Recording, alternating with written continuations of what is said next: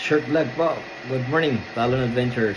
So, as I've said, yun nga, na-mention ko yung about sa, nag-aantay ko ng visa, application ko sa visa. So, today, it happens. Dumating po. So, ito na po siya. Via BTS Global. So, ito po yung passport ko.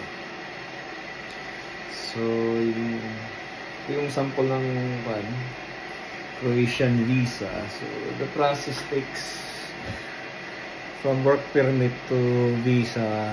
Yun yan, nabot ako ng 4 months. Mahigit. 4 months, yeah. 4 months.